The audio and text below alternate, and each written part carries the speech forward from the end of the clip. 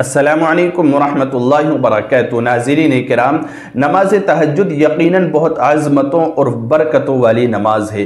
اللہ تعالیٰ نے نماز تہجد کو اس لیے بنایا تاکہ میرے بندے بڑے سے بڑے مشکل کام آسانی سے حل کرا لیں، مجھے راضی کر لیں۔ اللہ تعالیٰ نے اس لیے متعین کیا تاکہ میرے بندے رات میں اٹھیں اور مجھ سے مانگیں، روئیں، گڑ گڑائیں اور میں ان کی ساری پریشانیوں کو دور کر دوں۔ نماز تہجد کا ایک ایک عمل اللہ کو بہت پسند ہے، خصوصاً نماز تہجد کا سجدہ، یہ اللہ کو انتہائی محبوب ہے اور سجدے کے اندر مانگی جانے والی دعائیں اللہ تعالیٰ کبھی رد نہیں فرماتا ہے۔ تو نماز تہجد کے سجدوں میں جو دعائیں مانگنی چاہیے، اور انسان اپنی زندگی کے حالات کے اعتبار سے کوئی بھی دعا مانگ سکتا ہے، عربی الفاظ میں کوئی بھی دعا کر سکتا ہے، لیکن کچھ دعائیں میں آپ کو اس ویڈیو کے اندر بتلاؤں گا، تقریباً 10 دعائیں بتلاؤں گا نماز تہجد کے سجدوں میں پڑھنے کے لیے۔ آپ انہیں یاد کیجئے، انہیں پڑھیے، انہیں پڑھیں گے تو اللہ تعالیٰ آپ کی دعا قبول فرمائے گا۔ یہ دعائیں وہ ہیں جو قرآن و حدیث سے ثابت ہیں اور بہت مؤثر اور بہت پاورفل اور طاقتور دعائیں ہیں۔ نماز تہجد ایک ایسا وقت ہوتا ہے جب تہجد پڑھی جاتی ہے کہ خاص وقت ہوتا ہے اور اللہ رب العزت کی خاص رحمت نازل ہو رہی ہوتی ہے۔ خود رب ذوالجلال آسمان دنیا پر نزول فرماتا ہے، تجلی فرماتا ہے اور بندوں کی حالتوں کو خود سنتا ہے، ان کے اعمال کو اچھی طرح جانتا ہے، اور خود رب ذوالجلال نماز تہجد پڑھنے والوں کو نوازتا ہے، ان کے ہر کام پر کن فرما دیا کرتا ہے۔ اللہ رب العزت ان لوگوں کو کبھی محروم نہیں کرتا، کبھی پریشان نہیں رکھتا، وہ بندے کبھی مشکلوں میں نہیں گھرے رہتے جو نماز تہجد کا اہتمام کرتے ہیں۔ ان کا دل بہت نرم رہتا ہے، وہ بہت نازک مزاج ہوتے ہیں، وہ بہت شرمیلے ہوتے ہیں۔ اللہ رب العزت نے نماز تہجد کے اندر وہ تاثیر رکھی ہے کہ انسان کا مزاج بہت نرم ہو جاتا ہے۔ تو نماز تہجد میں کچھ دعائیں پڑھنے کے لیے میں آپ کو بتا رہا ہوں۔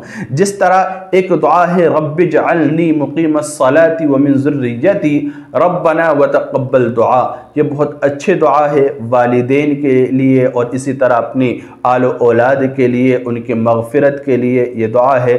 رب اجعلنی مقیم الصلاۃ، اے اللہ تم مجھے نماز کو قائم کرنے والا بنا دیجئے، ومن ذریتی اور میری آل و اولاد کو بھی، ربنا وتقبل دعا، اے اللہ تو میری دعا کو قبول فرمائیے۔ اسی طرح ربنا اغفر لی ولوالدی وللمؤمنین یوم یقوم الحساب، اور آخرت کے دن میری، میرے والدین کے، تمام ایمان والوں کی مغفرت فرما دیجئے۔ کتنی خوبصورت دعا ہے۔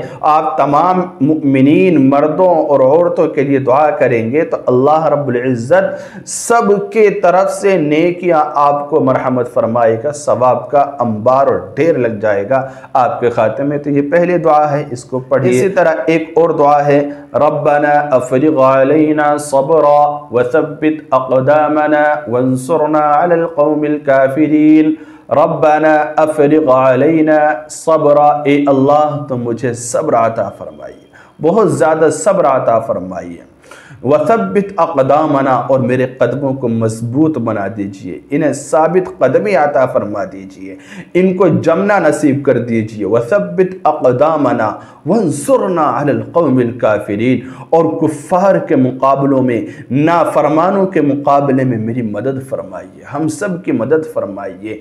یہ اس دعا کا ترجمہ ہے، یہ بھی بہت اچھی دعا ہے، آپ اس کو پڑھیے، اللہ رب العزت آپ کو صبر عطا فرمائے گا، آپ کو ثابت قدمی نصیب فرمائے گا، اور کفار کے مقابلے میں، باطل کے مقابلے میں آپ کی مدد فرمائے گا۔ یہ دوسری دعا۔ تیسری دعا دیکھیے، اللہم احفظنا من کل بلاء الدنیا وعذاب الآخرہ، یہ بہت خوبصورت دعا ہے۔ اے اللہ، آپ جو ہے اللہم احفظنا من کل بلاء الدنیا، دنیا کی ہر مصیبت، ہر بلا، ہر آفت، ہر پریشانی، ہر تنگ دستی سے میری حفاظت فرمائیے، وعذاب الآخرہ، اور عذاب قبر سے میری حفاظت فرمائیے۔ کتنے اچھی دعا ہے، آپ اس کو یاد کیجئے۔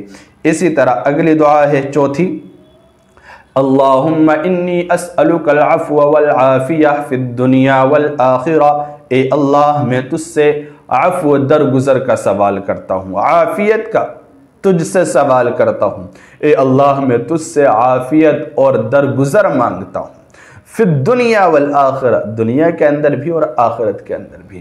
رسول اللہ صلی اللہ علیہ وسلم نے فرمایا کہ تم جب اللہ سے دعا کرو تو تم اللہ سے عافیت ضرور مانگا کرو، عافیت طلب کیا کرو۔ تو یہ دعا بہت پیاری ہے عافیت طلب کرنے کے لیے۔ اللہم انی اسألک العفو والعافیہ فی الدنیا والآخرہ، بہت خوبصورت دعا، اس کو یاد کیجیے، اس کو پڑھیے، ان دعاؤں کو آپ سجدے میں جتنا ہو سکے اتنا پڑھتے رہیے، انشاءاللہ زندگی کے اندر ایسے تبدیلی آئے گی کہ آپ حیران رہ جائیں گے۔ اگلی دعا دیکھیے، اللہم اکفنی بحلالک عن حرامک واغننی بفضلک عمن سواک۔ اگر آپ کے سر پر قرض ہے، بوجھ ہے، آپ قرض میں مبتلا ہیں اور بہت زیادہ قرض ہے، آپ پریشان ہو گئے، کام نہیں چل رہا، آمدنی نہیں ہو رہی، تو آپ اس دعا کو پڑھنے کا اہتمام کیجیے اور ساتھ ساتھ کوشش بھی کیجیے، انشاءاللہ آپ کو حلال روزگار بھی نصیب ہوگا، کام بھی ملے گا، خیر و برکت بھی ہوگی دکان مکان میں، آپ کے کام میں، اور اللہ رب العزت غیب سے آپ کے لیے انتظام فرمائے گا۔ اللہم اکفنی بحلالک عن حرامک، اے اللہ حرام کے مقابلے میں حلال کے ذریعے مجھے کافی ہو جائیے، وَأَغْنِنِي بِفَضْلِكَ عَمَّن سِوَاكَ، اور آپ اپنے فضل سے اپنے علاوہ دنیا کی ساری چیزوں سے مجھے بے نیاز کر دیجئے، بس اے اللہ آپ ہی ہیں میری ضرورت کو پورا کرنے والے۔ تو یہ بہت خوبصورت دعا ہے، اس کو پڑھیے، اللہم اکفنی بحلالک عن حرامک واغننی بفضلک عمن سواک۔ اسی طرح اگلی دعا ہے، رب ہب لی من الصالحین، رب ہب لی من الصالحین۔ یہ بہت اچھی دعا ہے، یہ وہ دعا ہے کہ جب حضرت ابراہیم علیہ السلام اپنے تقریباً 90-100 سال کی عمر کے قریب ہیں، کوئی اولاد نہیں تھی، تو آپ نے یہ دعا اپنے رب سے مانگی، رب ہب لی من الصالحین، رب ہب لی من الصالحین، اے اللہ مجھے نیک صالح فرزند عطا فرما دیجئے، مجھے نیک صالح اولاد عطا کر دیجئے۔ تو تقریباً 100 سال کی عمر میں جا کر سیدنا اسماعیل علیہ السلام پیدا ہوئے تھے، اللہ تعالیٰ نے انہیں اولاد سے نوازا تھا۔ تو یہ دعا پڑھیے، اگر آپ برکت چاہتے ہیں رزق کے اندر، اولاد کے اندر بڑھوتری چاہتے ہیں، تو اس کو پڑھیے زیادہ سے زیادہ، رب ہب لی من الصالحین، رب ہب لی من الصالحین، بہت اچھی دعا ہے۔ اسی طرح اگلی دعا ہے، رب اغفر ورحم وانت خیر الراحمین، بہت پیاری دعا ہے، رب اغفر ورحم، اے اللہ آپ مجھ پر رحم فرمائیے، میری مغفرت فرما دیجئے، وانت خیر الراحمین، اور آپ بہترین رحم و کرم کرنے والے ہیں۔ بہت اچھی دعا ہے، یہ پڑھیے۔ اسی طرح اگلی دعا ہے، ربنا ظلمنا انفسنا وَإِن لَّمْ تَغْفِرْ لَنَا وَتَرْحَمْنَا لَنَكُونَنَّ مِنَ الْخَاسِرِينَ۔ اس کا ترجمہ ہے، ربنا ظلمنا انفسنا، اے اللہ، اے ہمارے پالنہار، ہم نے اپنی جانوں پر بہت ظلم کیا، اپنی ذات پر بہت ظلم کیا، گناہوں کے ذریعے، نافرمانیوں کے ذریعے۔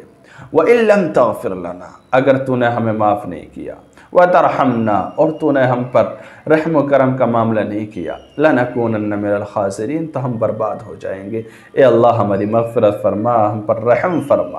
بہت پیاری دعا ہے، یہ وہ دعا ہے جو حضرت آدم علیہ السلام نے اللہ سے مانگی تھی، اور اس دعا کی وجہ سے حضرت آدم علیہ السلام کی خطا کو اللہ تعالی نے معاف فرما دیا تھا۔ تو اس کو پڑھیے، بہت پیاری دعا۔ اسی طرح اگلی دعا ہے، لا الہ الا انت سبحانک انی کنت من الظالمین، اے اللہ آپ کے سوا کوئی بھی عبادت کے لائق نہیں ہے، سبحانک آپ کی ذات بہت اعلیٰ ہے، انی کنت من الظالمین، میں ہی کمزور ہوں، میں ہی قصوروار ہوں۔ تو کتنی پیاری دعا ہے، آپ یہ پڑھیے۔ یہ وہ دعا ہے جو حضرت یونس علیہ السلام نے مچھلی کے پیٹ کے اندر پڑھی تھی، پھر اللہ تعالیٰ نے اس اندھیری کوٹھری سے آپ کو نجات مرحمت فرما دی تھی۔ تو یہ پڑھیے آپ۔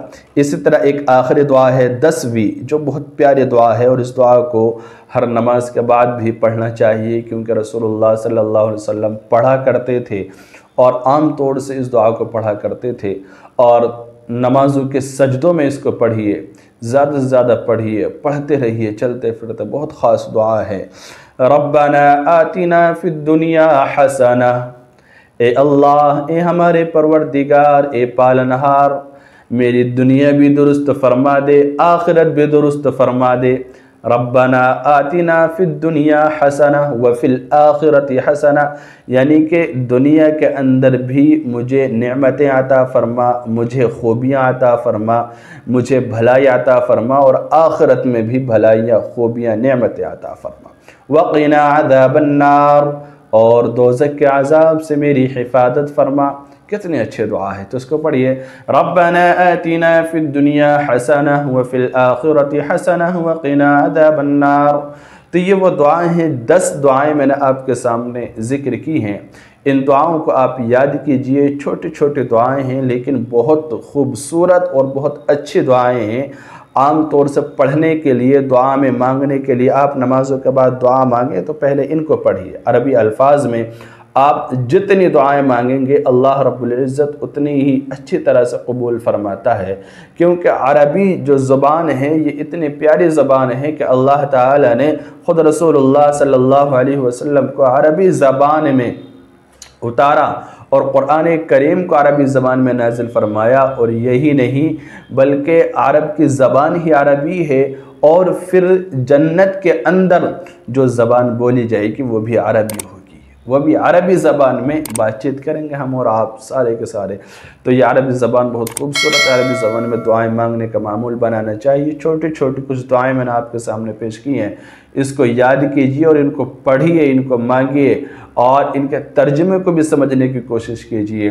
پھر پڑھنے کا مزہ ہی الگ آئے گا، پھر دوبارہ ہو جائے گا مزہ۔